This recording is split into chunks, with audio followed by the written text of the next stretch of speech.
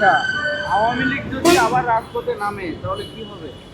আওয়ামী লীগ শুনেন, আওয়ামী লীগ যারা মনে করেন 24 সালে বিতাড়িত করছে, ওরা যেসব ছাত্ররা বিতাড়িত করছে, আওয়ামী লীগ যদিও কোনো সময় কোনো গাড়ির উপর হামলা করে বা কারো বাড়িতে হামলা করে বা কারো প্রতিষ্ঠানে হামলা করে, তাহলে এটা গ্রহণযোগ্য হবে না। কারণ আমাদের নেত্রীর নাম হয়েছে জননেত্রী, ওনার জনগণের কাজ করবে।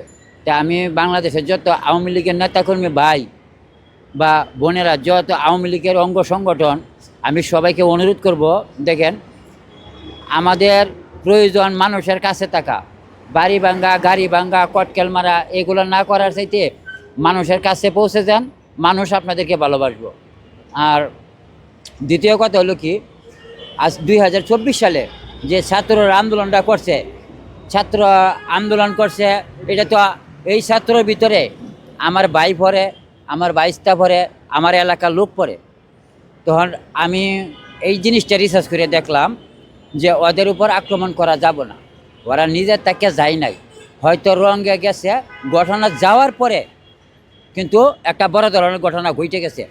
তাই বলে আমরা ওই ছাত্রদেরকে কোনো বিরক্ত করব না, কারো বাড়িতে যাব না, কাউকে হামলা করব না, কাউকে নিন্দা করব না।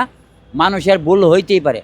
এখন যদি কোনো আওয়ামী লীগের নেতাকর্মী বা অঙ্গ সংগঠন এই ছাত্রদের উপর আঘাত করে, এটা অন্ততপক্ষে আমি এটা গ্রহণ করব না। কারণ আপনি একটা কাজে গেছেন, কাজটা ছোটো মনে করিয়া কাজটা বড় হয়ে গেছে, কিন্তু ওই জানতো না যে কাজটা বড় হয়ে গেছে।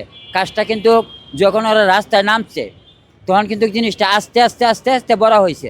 বড় হওয়ার পরে ওরা না পারছে যাইতে, না পারছে থাকতে, ওদের উপরে অন্য বড় ধরনের লোক ছিল, তাই কেন আমাদের রাজপথ রয়েছে। তাই বললে দিদি